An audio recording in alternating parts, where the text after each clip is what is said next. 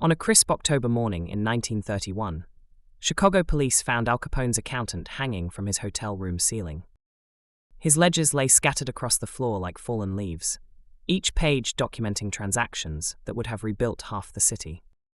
The suicide note was brief. "I cannot live with what I have seen." What Frank Wilson discovered in those ledgers changed American capitalism forever. The money that built our modern infrastructure, our cities, our political system, much of it flowed through hands stained with blood. The Mafia didn't just control crime. They controlled construction, unions, banks, and the very concrete foundations of America's post-war boom. This is another video where money, power, and history collide, and nothing is ever as simple as it looks. Most Americans believe organized crime operated on society's margins, violent, crude, separate from legitimate business. Hollywood painted them as neighborhood thugs running numbers and protection rackets. The truth was far more sophisticated and far more disturbing. By 1950, the American Mafia had evolved into something unprecedented, a shadow financial system that rivaled Wall Street in scope and surpassed it in efficiency. 5 families controlled New York. Chicago, Kansas City, Detroit, and Las Vegas each had their territories. But their real power came not from violence, but from something much more valuable: the ability to move money without questions, without taxes, and without oversight. The post-war construction boom created the perfect opportunity. America needed highways, bridges, airports, housing developments. The government had money to spend and deadlines to meet. The Mafia had labor unions, construction companies, and concrete suppliers. They also had something legitimate businesses couldn't offer: guaranteed results, no strikes, no delays. Here's how the machine worked. Mob-controlled unions would bid on government contracts at artificially low prices, undercutting honest competitors. Once they won the contract, they'd inflate costs, use substandard materials, and bill the government for phantom expenses. The difference went into their pockets. The beauty of the system was its simplicity. They were stealing from taxpayers while building the very infrastructure those taxpayers needed. Take the Interstate Highway System, America's largest public works project. The Federal Aid Highway Act of 1956 allocated $25 billion, roughly $240 billion in today's money. Mob-connected construction companies built significant portions of I-95, I-75, and I-10. The concrete was thinner than specified. The rebar was lower grade. The profits were enormous. Frank Costello, known as the Prime Minister of the Underworld, understood this better than anyone. He didn't see himself as a criminal. He saw himself as a businessman who provided efficiency services to inefficient government bureaucracies. When a congressman asked him during the Kefauver hearings whether he felt any guilt about his activities, Costello replied, "Guilt about what? Giving people what they want faster and cheaper than anyone else." The genius lay in the money laundering system they created. Construction companies would pay workers in cash, avoiding payroll taxes. They'd create shell companies in different states, each billing the others for services never rendered.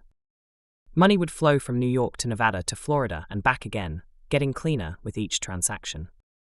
By the time it reached mob bosses, it looked like legitimate business income.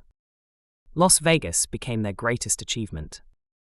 The desert city was essentially built with Teamster pension funds controlled by mob figures. Jimmy Hoffa's union loaned money to casinos owned by front men who answered to crime families. The casinos generated massive cash flows that were impossible for authorities to track. Skim money from gaming tables would travel back to Kansas City, Chicago, and New York, funding construction projects, political campaigns, and new business ventures. The system created a parallel economy worth billions. The Mafia became America's shadow Treasury Department, controlling vast flows of capital that moved through legitimate banks, construction companies, and labor unions. They weren't parasites on the American economy. They were part of its foundation. The political connections made it all possible. Mob money flowed to mayors, governors, congressmen, and federal officials. Not always as crude bribes, but as campaign contributions, construction contracts for political allies, and union support during elections. The same concrete companies that built mob-controlled casinos also built government buildings, airports, and public housing projects. By the 1970s, the system had grown too large to hide. The FBI's development of electronic surveillance technology finally gave law enforcement tools to penetrate the wall of silence that protected organized crime's financial operations. The RICO Act of 1970 allowed prosecutors to target entire criminal organizations rather than individual crimes. The fall began with hubris. John Gotti's public persona attracted attention the old bosses had spent decades avoiding. The Pizza Connection trial exposed how the Mafia had evolved into an international drug trafficking and money laundering network. Computer records replaced handwritten ledgers, making financial trails easier to follow. But the collapse wasn't complete. It was evolutionary. As traditional organized crime families weakened, their financial innovations spread throughout American business. The techniques they pioneered, shell companies, complex ownership structures, cash-based transactions, union pension fund manipulation, became standard tools for tax avoidance and financial engineering. Today's legitimate businesses use many of the same methods that once defined organized crime. Private equity firms create labyrinthine corporate structures to avoid taxes and hide beneficial ownership.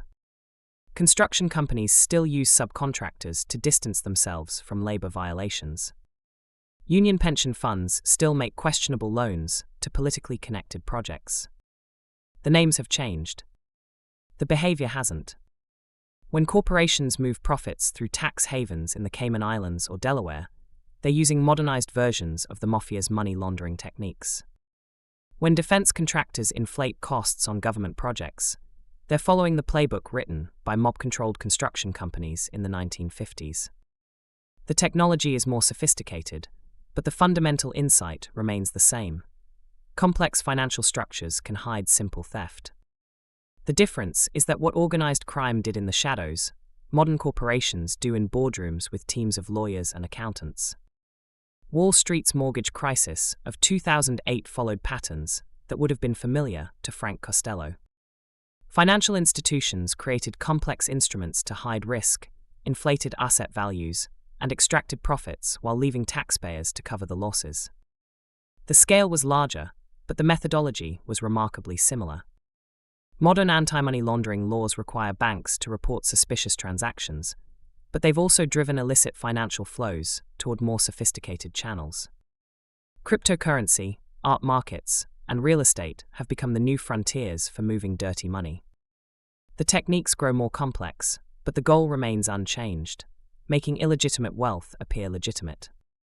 Perhaps the most lasting legacy isn't what the Mafia built, but what they taught America about the relationship between crime and capitalism.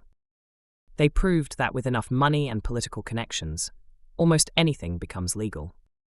They showed that complex financial structures can make theft look like business innovation. They demonstrated that the line between organized crime and organized business often exists only in the eye of the beholder. The concrete highways we drive on, the cities we live in, the political system we participate in, all bear traces of money that flowed through criminal hands before it reached legitimate institutions. The Mafia didn't corrupt American capitalism. They revealed how easily corruption could hide within its structures. They built modern America not despite the system, but because they understood it better than the people who created it. The foundations they laid, both literal and financial, continue to support structures that most Americans never question. The money changed hands, the methods evolved, but the insight endures. Power flows to those who can move money without explaining where it came from or where it's going.